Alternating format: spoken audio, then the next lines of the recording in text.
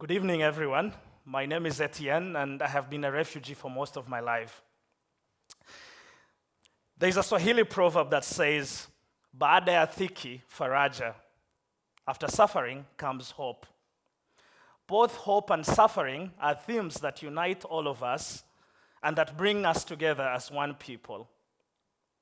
First, as the proverb would have it, let me begin with a story of suffering. I was born in Rwanda, a country that has witnessed the fastest genocide in recorded history. In 1994, I was barely 8. Hundreds of thousands of my people were massacred in a short period of 3 months. While I survived, the violence, however, did not spare many of my family members who were among those killed.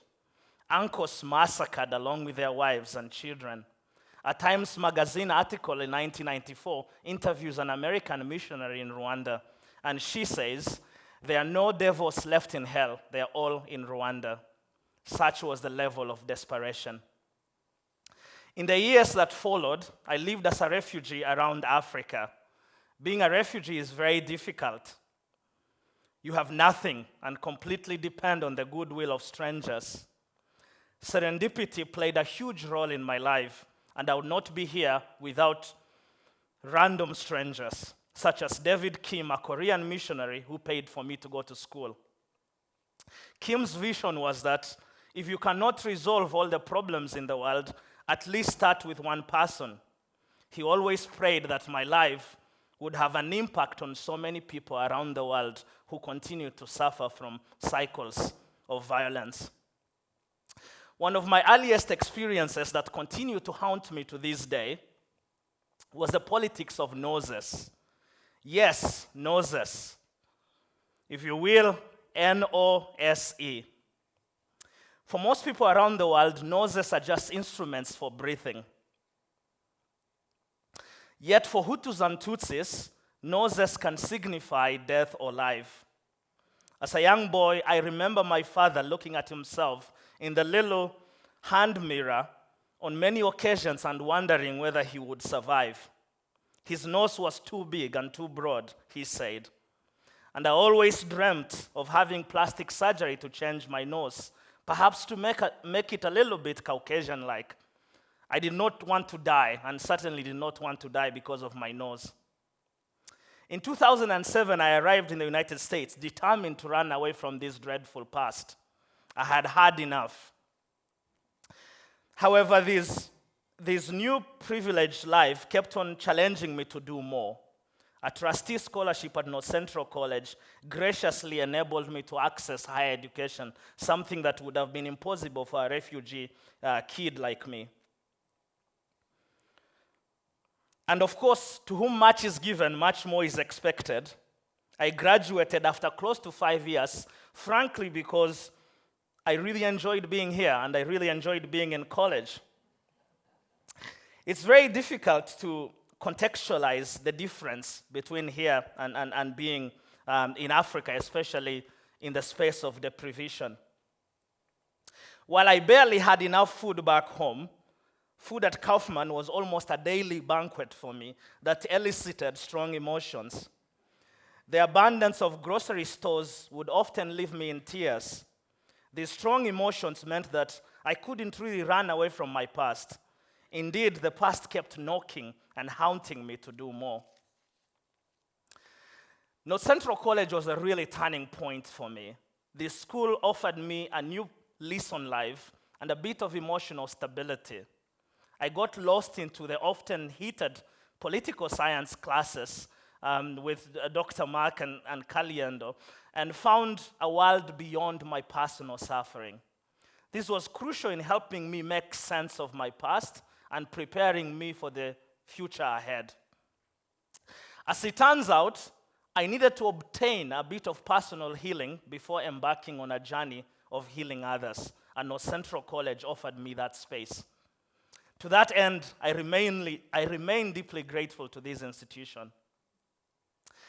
The revered African writer Chinua Achebe used to say that one who has been rained on previously is reluctant to go back to the rain. I did exactly the opposite upon completing my master's.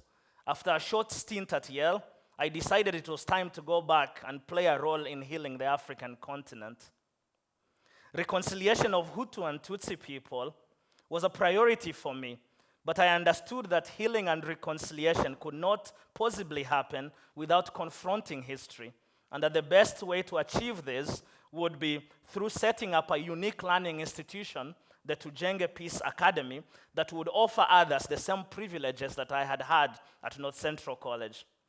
Education offers an oasis to dream from, and sadly, many people, particularly women around the world, do not have this opportunity. I took a one-way plane ticket to Burundi, a country like Rwanda that is in many ways the epicenter of the Hutu and Tutsi conflict. How could it be that people who share the same history and speak the same language could be so determined to exterminate one another with such viciousness? In fact, before my co-founder and I arrived in Burundi, we had been warned of a possible genocide by the State Department. Fortunately, unfortunately or fortunately, the email came while we just landed in Burundi. When we arrived, this was back in 2015, on a sunny afternoon, bullets were still rocking the city of Bujumbura, the capital of Burundi, was under siege. I kept thinking, what the hell am I doing here?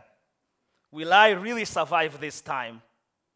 Close to 4 years later, the dream for healing and reconciliation has slowly begun to materialize. We are bringing hope to a country that desperately needs it and are inspiring young scholars to reimagine a different Burundi. We believe this work will sow the seeds that will transform the country. But it has not always been easy. People generally do not like discussing painful history, and you guys are familiar with this.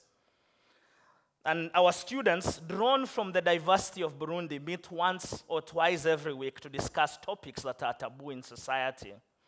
There is always resistance and denialism, and it takes time for us to develop a common understanding of our challenges.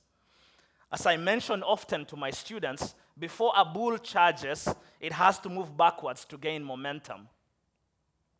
The Peace Academy has been a remarkable success, well beyond what we had originally imagined. In addition to creating a network of ethical young leaders, we have obtained full university placements for all our students.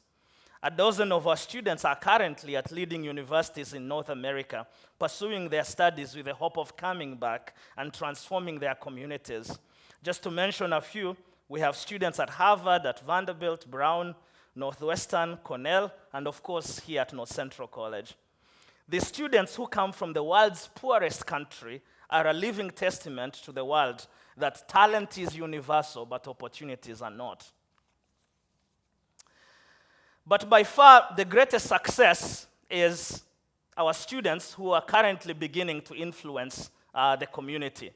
And just to highlight a few of them, I can talk about my student, Desiree Hatungimana, a member of the indigenous Batwa group, who are at times referred to as pygmies. The Batwa constitute the absolute underclass in the African Great Lakes region and are completely removed from all opportunities.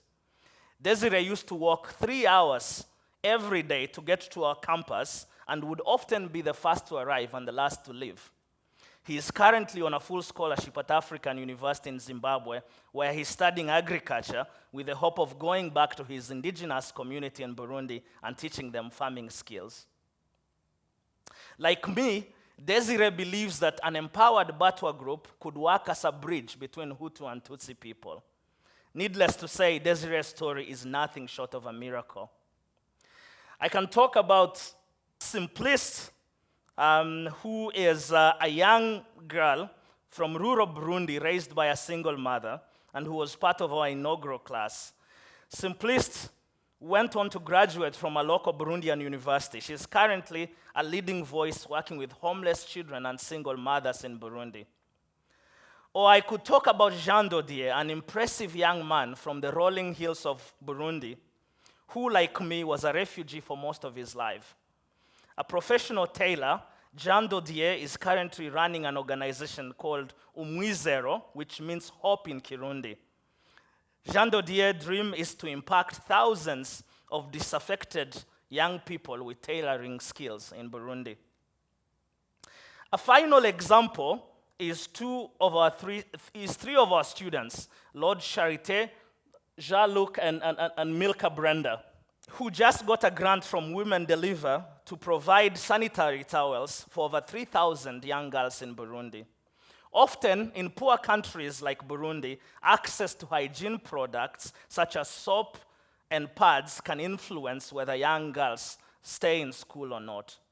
These are the kind of young ethical leaders who we are hoping will transform Burundi and by extension will transform the African continent. Life is very difficult. Suffering will always be with us, but there is enough power in us to overcome suffering. The gift of suffering is that it could offer us unique insights into how to make life better. I am grateful for this difficult past that I have had, and I'm equally grateful for the journey of hope and restoration. Thank you.